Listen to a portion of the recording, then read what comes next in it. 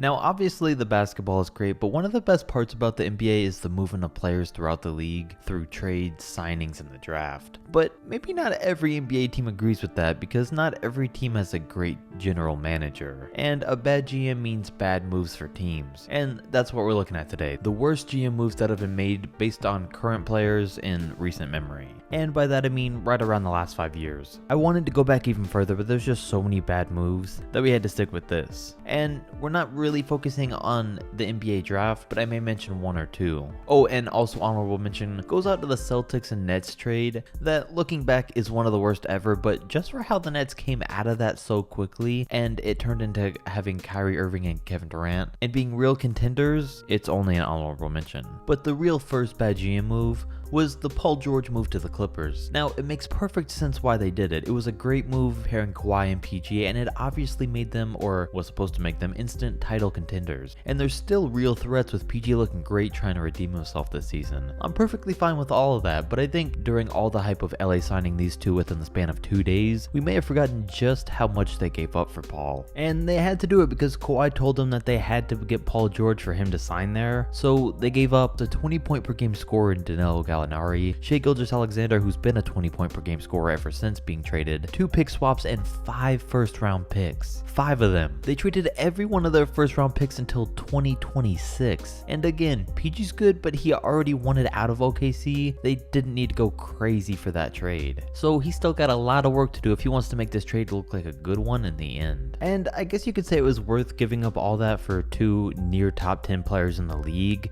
but I just think it's a little excessive. Then the next of the worst GM moves was of course made by the Houston Rockets, because they traded Chris Paul, 2 first-round picks, and 2 pick swaps to the Thunder for Russell Westbrook, when in reality it should have been the Thunder adding picks so they could get rid of Westbrook. But instead it's now turned out that the Rockets turned Chris Paul and 2 first-round picks into John Wall and a first-round pick. Probably kinda depressing if you were James Harden.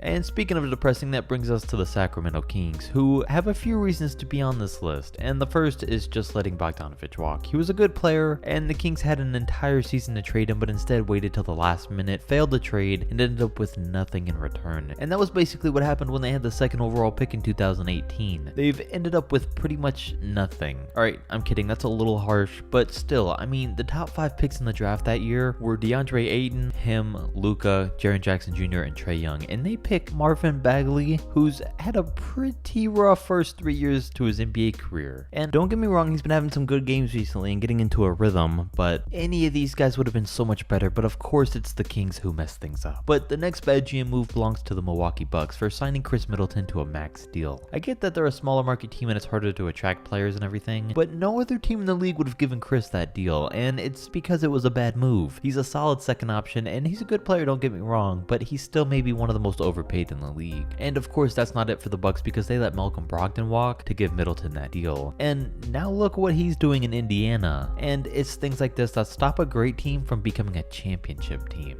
Then for the Wolves, where do I begin? Obviously them trading Levine, Dunn, and Markkanen for Jimmy Butler is one of the worst GM moves maybe ever. They traded half of their young core for a guy that was there for 1 season, and Levine's really averaging 27 a game right now. Markkanen's playing solid, and the Wolves are still terrible. The move really didn't even make sense at the time either, and it makes even less sense now. Like, what were they expecting out of this trade? If you're gonna risk your future for a trade, you do it like the Lakers did for AD and make it one that leads to a championship, not one that makes you a first round exit for 1 year. And it makes things way worse that the situation got so bad for them that they could only trade Jimmy Butler in the end for Robert Covington, Dario Saric, and Jared Bayless, who are all not even on the team anymore. So they messed up their future, and so did the New York Knicks when they blew the Kristaps Porzingis situation, and ended up having to trade him for DeAndre Jordan, Wes Matthews, Dennis Smith Jr., and 2 first-round picks. Dennis was the centerpiece of that deal, and has been terrible for the Knicks since he's barely gotten any playing time, and of course Jordan Matthews really weren't on the team for long. And knowing the Knicks don't expect those draft picks that they got to be great either. So they had a future superstar, and they lost him for pretty much nothing. I mean, even if Kristaps never stays healthy from here on out, it was still a bad move to not even take that risk. Think back even earlier than that too to Carmelo Anthony in New York. And for their GM to let things get to the point where Carmelo Anthony was one of the best players in the NBA to only being able to trade him for Enes Kanter, Doug McDermott, and a 2nd round pick is completely on him. Sure, Sure, there was a lot that went into it. Phil Jackson was there, Melo had a no trade clause, but those all could have been avoided with a good GM had he done something early on. And to not have traded him sooner or to do anything was a huge mistake, and it was the first bad move to leading the Knicks to still not being any good to this day. So I think that one could have been avoided, but it would have been a little harder to avoid Kyrie Irving's situation in Cleveland though, because as we've seen recently, he's unpredictable and no one saw it coming when he requested a trade from the dominant Cavs in 2017. And it made it impossible to avoid when Cleveland thought that they were getting the 29 point per game MVP candidate Isaiah Thomas in return for Irving, but instead they got an injured, beat down 5'9" guard, Jay Crowder, and the Brooklyn Nets pick, which turned into Colin Sexton. So this one was unavoidable, but looking back, it was still a terrible GM move. It was far from a fair trade, and even though things went bad on both ends, because it didn't work out on the Celtics either, the Cavs still definitely took the biggest L here. Then we can end things off with a few just horrible signings. The first being Al Horford and Tobias Harris. The Horford one is so bad. They signed him for $25 million a year at 33 years old, when he was already clearly past his prime, and for his entire career he was most effective obviously as a starting center. I just don't know how their GM could have possibly thought that him playing power forward next to Joel Embiid would have been a good idea. That's not a good fit, and it obviously wasn't, because they had to trade him and a first round pick just basically for Danny Green to OKC. On paper the team did look nice, but clearly it wasn't. And if that wasn't enough, let's not forget that they gave Tobias Harris a max contract. Like, I just want to know why this is a thing that actually happened. He's making over $30 million a year. He's pretty much a guaranteed 20 point per game scorer on average, and I get that Philly probably thought he would improve, but he didn't and doesn't play like a star at all. He plays like a good player, but not a star, so two terrible signings for Philly. And a while back now, there were two more terrible ones by the Lakers when they gave Timofey Mozgov a 4-year $64 million